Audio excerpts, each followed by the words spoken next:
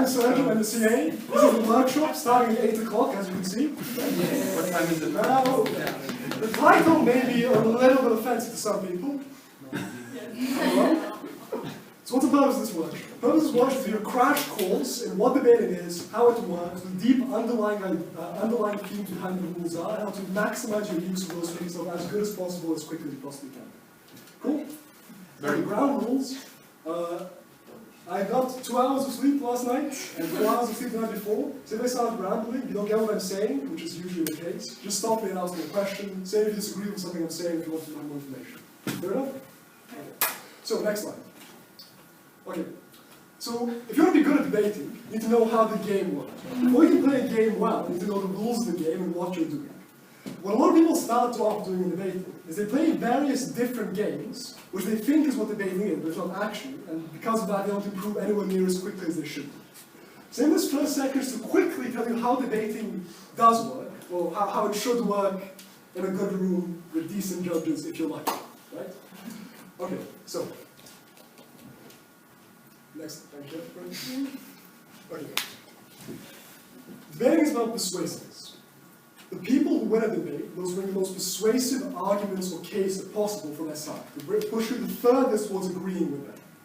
That is the main thing to keep in mind when you're judging a debate when you're in a debate. You're maximizing not your engagement, not your analysis, not your rhetoric, just how persuasive you are. How do you judge a debate? How does it actually work? Next slide.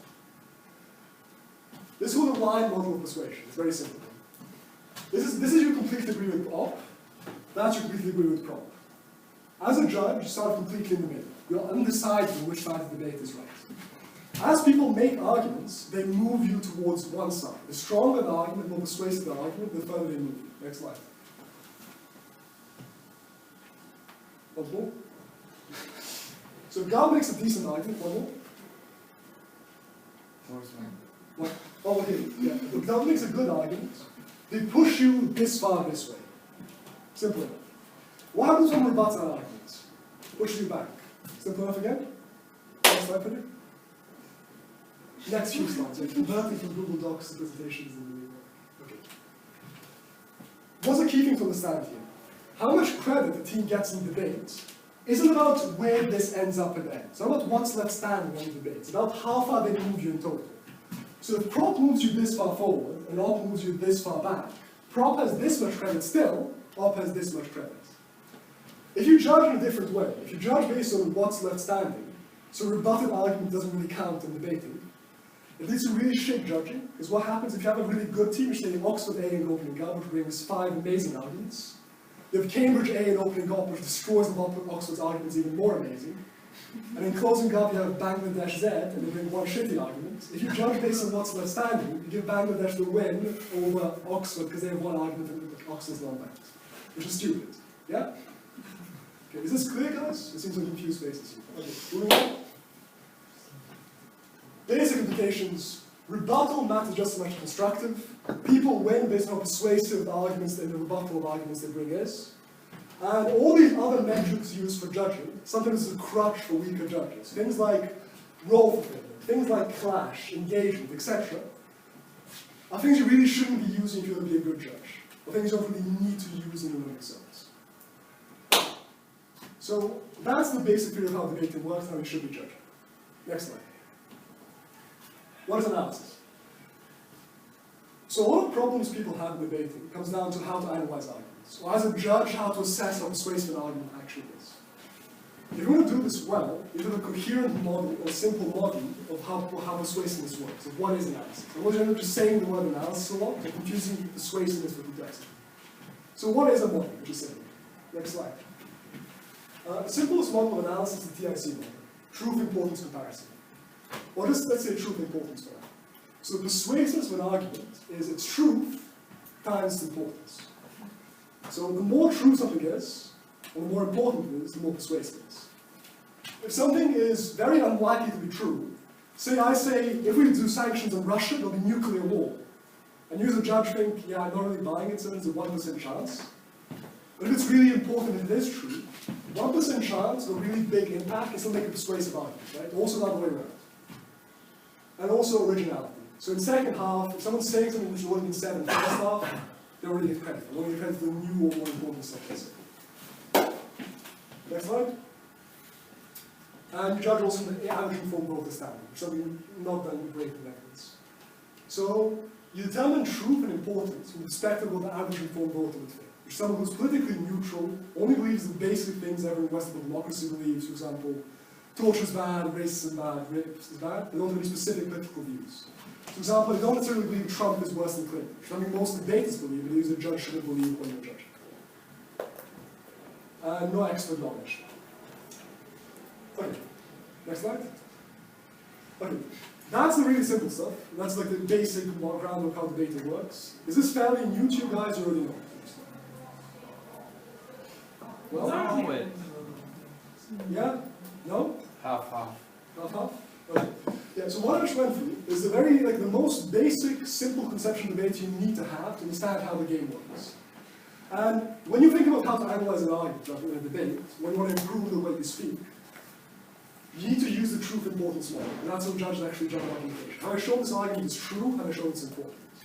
When you're thinking about how judges want to judge a debate, if they're any good, the judge is based on the movement, not based on things like what's left standing, and that's what you want to maximize towards to be as effective as you possibly can. Okay. So stupidity testing. These are a few tests you can do, and a very good sign that someone isn't a very good judge if you have a few mistakes in the way of thinking about debating what you're doing. So if we go to the next one. One mistake you often see is that rebuttal somehow is less persuasive than constructive. So some judges, some novices often make a mistake. They think if someone is constructive and something is rebuttal, you only get the difference between constructive and rebuttal. Does anyone not get the difference? Okay, cool. Some people think rebuttal is somehow less worth than constructive, doesn't matter as well. So some judges I've judged would say, like, didn't do very well, say rebuttal can't be an extension, for example.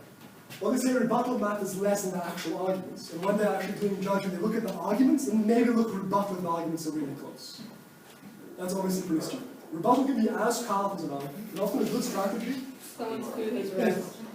This one holds some food? Yeah, we want some food. Yeah, sure. One there and one here. Well, I'll come. Sorry, guys. I don't know what you have peas. You don't have any. He's famous now. Okay, so what do you want to focus on? As much as you focus on making good arguments, you want to focus on making absolutely devastating rebuttal, because I can win these arguments. Especially if you're saying second half, and you have nothing to say in extension, because all the good arguments are taken, you can spend your entire extension doing really effective rebuttal, and then for any decent judge, that's perfectly legitimate and accepted. Next slide. Judging based on what's left standing. So if you're in bad rooms and tournaments, which most of you will be because you're novices, you're not experienced, it's okay. Sometimes you'll have pretty shit judges who really won't know what they're doing and will judge a pretty shit judges. One of the ways they'll judge is they'll judge based on what's left standing.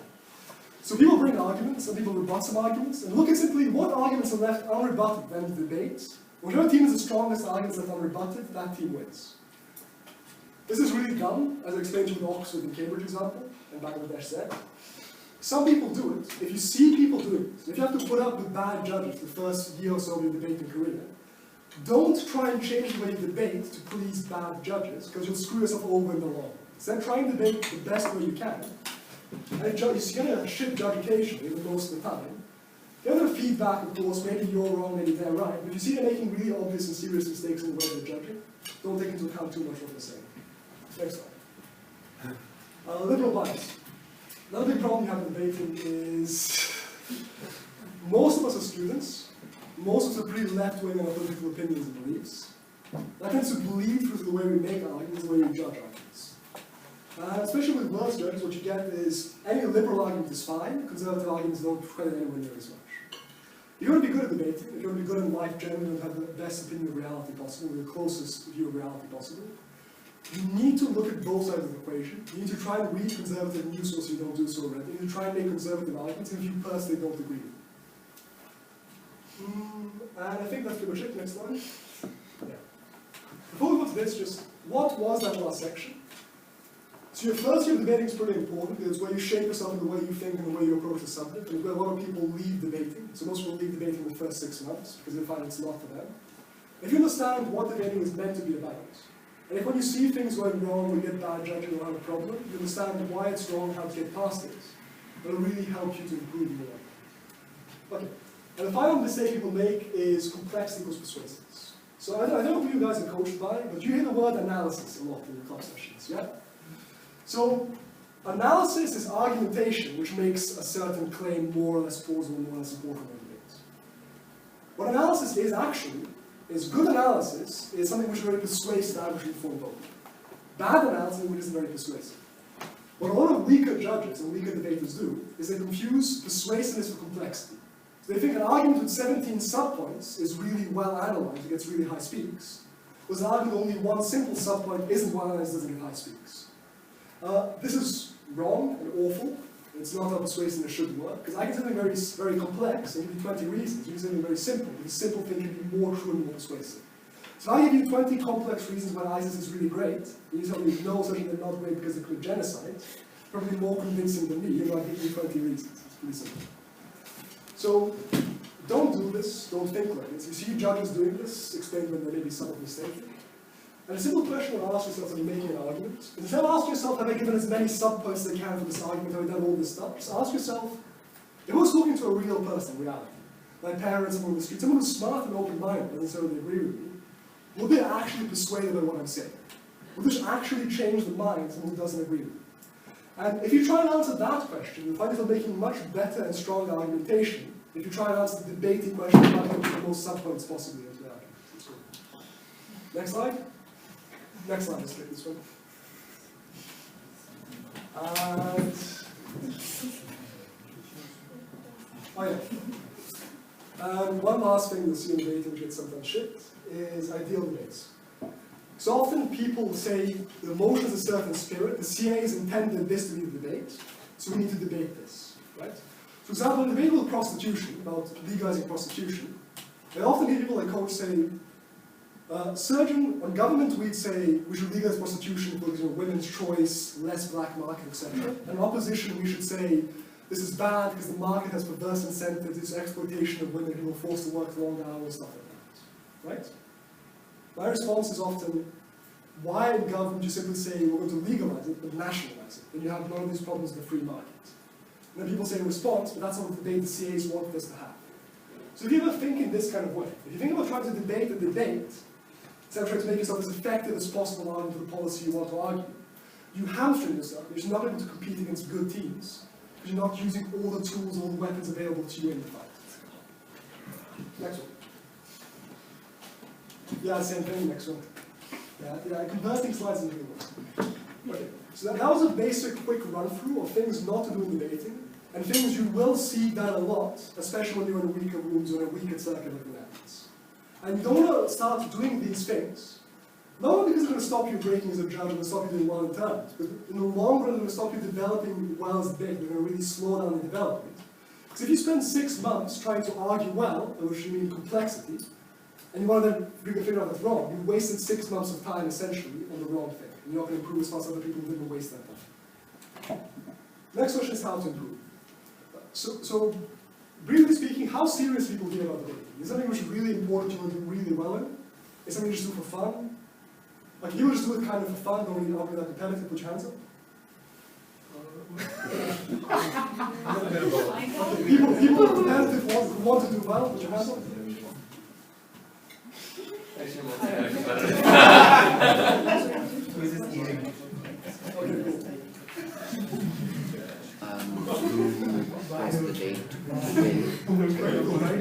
cool. So quick crash course in how to do well, how to improve in debate. So, next slide. Okay, so 99% of your improvement in debate, or 90%, comes down to your attitude, right? I've seen people who start off with 69 to 68, which is the worst speaks. I've seen some people who are honestly just pretty thick, who I've coached, who've gone on to win tournaments because they've really thrown themselves into it, they haven't candle or failed, they haven't candle done before. I also see people who are very naturally talented at debating, very good at speaking, know a lot of stuff, who've simply given up after a few bad terms. They don't have the drive or the willpower to continue. So one thing you want to keep in mind in debating is that the most important thing for you, at least in the medium term, is the right attitude. What does that mean? It means that firstly you need to accept that failure is part of the game. So when you have your tournament now, when you have tournaments in the future, I mean, this is a novice term, you're probably roughly evenly matched against other people. When you go to your first real tournament, and you have people debating for 6 years and they're professional lawyers, they're going to step on you, realistically. Right? Maybe you win, maybe you don't, but I don't think so. You need to be able to deal with that and take it in the strides. So just like in life generally, when you start in a profession, you start in a game, when you actually push yourself, you will fail sometimes because you're pushing the limits of your abilities. The same is true in debating. And you shouldn't be ever ashamed of failing, ever ashamed of bad intent, ever scared of it, even though you can feel a bit shit. The exception to this is when you're in semi-finals and everyone's watching you and your parents are watching, you probably don't be too stupid, just try. Second thing is debating to win and versus blindly following rules. So as a debater, you should be asking yourself, generally in life, what can I do to beat all the other people around? Not physically, but in debate. So that means not just asking yourself, how can I win this specific debate? It means asking yourself, okay, there are lots of other people in British universities who debate like 4 times a week, have a tournament every weekend, are professional coaching. How am I going to beat them? What can I do to beat them? And if you can't give a great answer to these questions, it's something you need to start thinking about. Because you need to start thinking about how am I going to win in the long run and what am I going to do to improve myself, how I'm going to beat all the competition. And there are a few very obvious things you can do, which practice with your partner. Go to tournaments. If you don't speak about the topic, read up on the topic online. Read various videos. There are hundreds of things you can do. But after you get past the first 6 to 12 months, what you can do to improve really depends more on your personal strengths and weaknesses and what kind of society you go to, rather than having to follow like a general format of what to do in debating. So you really need to be thinking about how am I going to improve, how am I going to be better next year than this year, putting some effort into it to actually push yourself and get good enough to win tournaments. And the second thing is you shouldn't blindly follow people's advice. So if you have people who are better than you at debating and they give you some advice, chances are it's going to be decent advice. Also, chances are most people in the Netherlands aren't good enough to break at major tournaments. Most people in this country can't even make the main break at Euros, except for a few people in Leiden. So chances are if you want to do very well, you need to be better than the best people now. Because you can't just do what they do and listen to what they say. You can't put your own new and unique ideas and ways of doing it. You need to be innovative. So instead of just listening to what other people think, like how do some just ask your coach or your coach tells you, try and think for yourself, and when you get a certain model or way of doing things, try and improve on it, and try and make it yours and make it unique and make it even better to beat other people with it. And finally, active versus passive. The very basic thing is, if you want to be good, it takes lots of work. You don't have to put lots of work into debating, and if you want to do it a bit more for fun, a bit more casually, it's fine. If you really want to be good, if you really want to improve yourself as quickly as possible, as much as you can, go to lots of tournaments by all means. Also do a few other things. First is write a case file.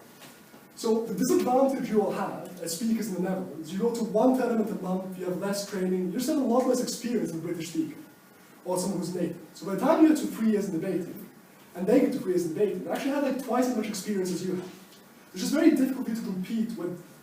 So how do you overcome that disadvantage? What do you do to stop that? One thing you do is you write a case file. So in a case, they take the obvious common types of motion which always come up, like this house will affirmative action, this house will ban something, this house will invade the country, bomb a country. And you write out in detail the strongest case or prop and op for that. So when you go into prep time, instead of you going to prep time thinking, what are the arguments and trying to work out the arguments and wasting your time with that, you go into prep time knowing what the arguments are, knowing what they're probably going to bring, and making them as strong and as effective as they possibly can. And even if you don't want to win tournaments, it will really help you. But if you want to win tournaments, if you want to win not just small like ESL tournaments in the Netherlands, but you want to win big tournaments in the UK, the US, Euros, Worlds, this is what you need to do. Secondly, training and drills. So as you get a bit better, you should really ask yourself, what are my weaknesses, what are my problems, how am I going to improve these problems?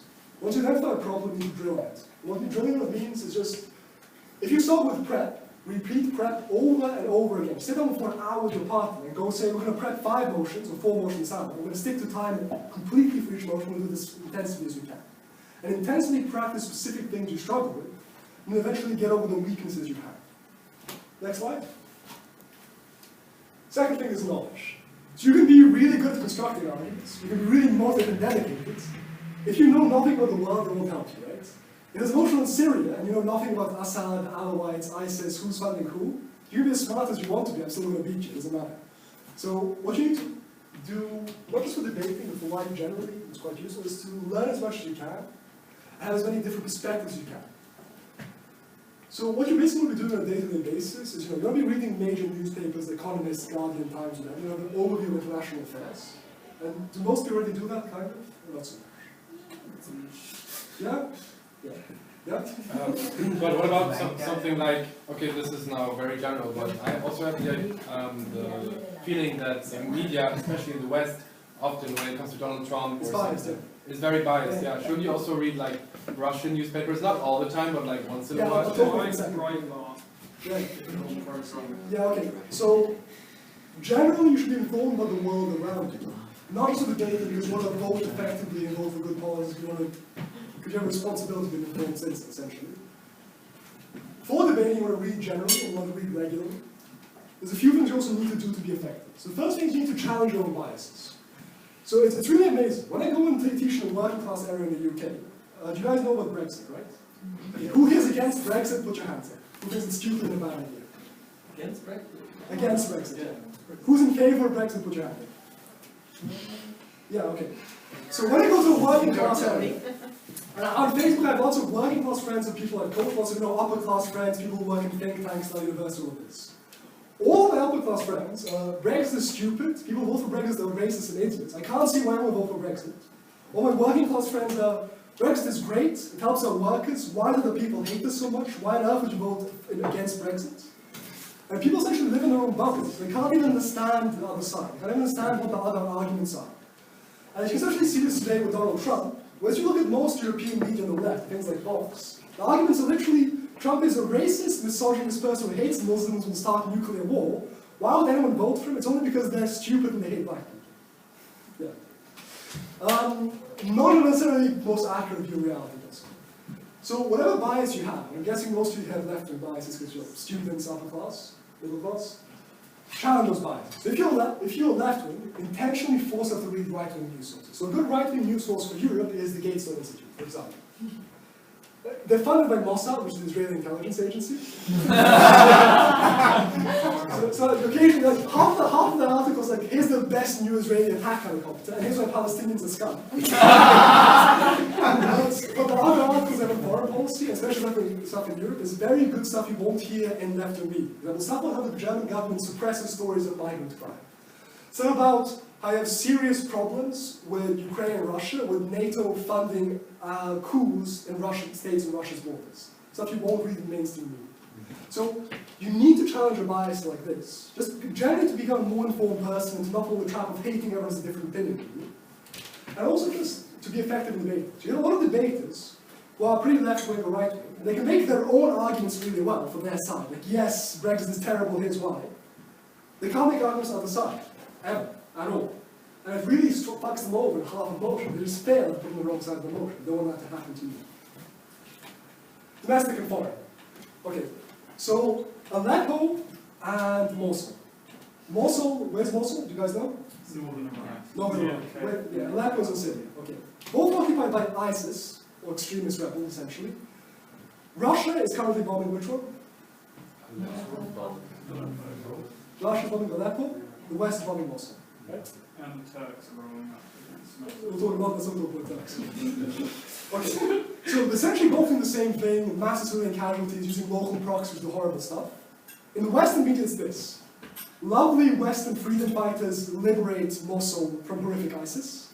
Then it's like evil Russian airstrikes on moderate rebels in Aleppo. And moderate rebels are literally people called Al-Nusra, which are often called Al-Qaeda. But now they've changed their name to the Army of Islam. And they have a famous video which is them slitting a boy's throat, who's a Christian, and saying, we're worse than ISIS, be more afraid of us. So,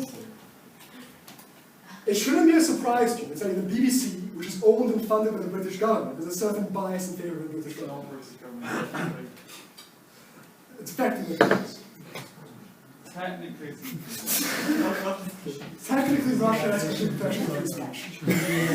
Also, it shouldn't be surprised to you that Russia today has a bias in favor of Russia. Whenever Russia does, whenever they bomb someone, it's, yes, we killed plenty of terrorists. But 1/5 of them children? Yeah, but they were terrorists. If you only read Western news sources, you'll never hear the other side of the story. If you only watch CNN or BBC or The Times, The Guardian, you'll never hear about the West financing coups in Ukraine, or the Ukrainian government essentially being composed of 20% Nazis. You'll never hear this stuff. So if you want to have a more realistic perspective, read other news from other countries. Read Russia Today. Read People's Daily, the Chinese one. Read Asia Times. Just read something outside of your own country's bubble. Also, again, you use your judgment. Not everything they say is correct either. Everyone lies in different ways, but juxtaposing the lies, you can kind of see the truth something. Also, books is good, you should read books. Sources. So it's very hard to find good news sources. It really, really is. So here are a few.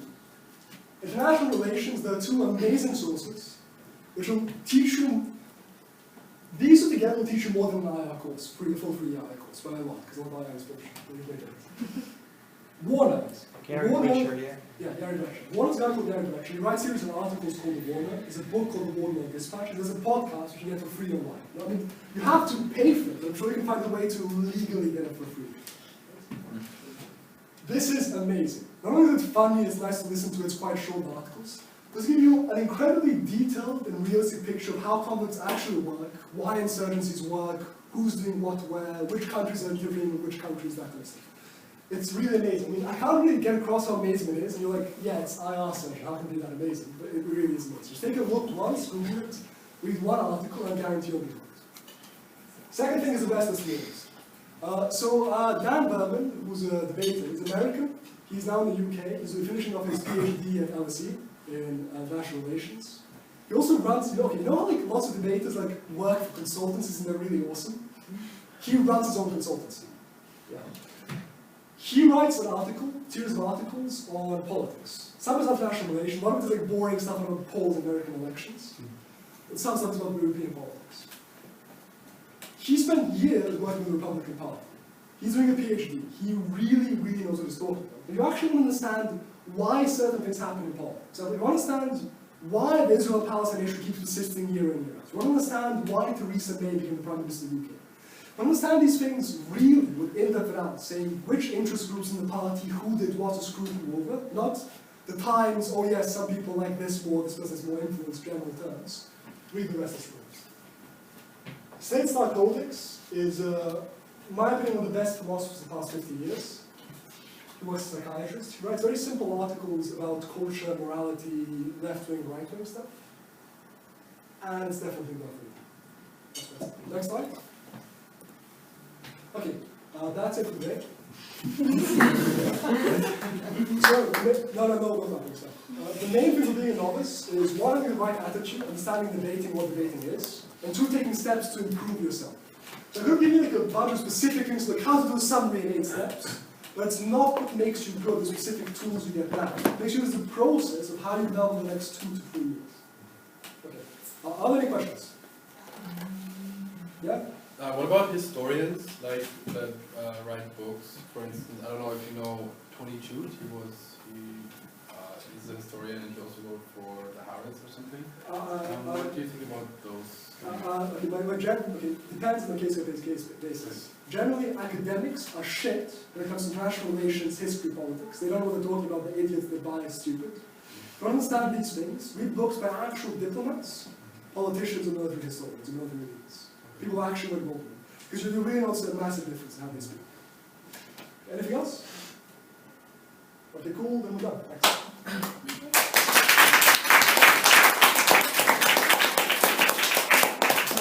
Know who their crash is. They don't have any problems with crash. If you have problems with crash, come to me.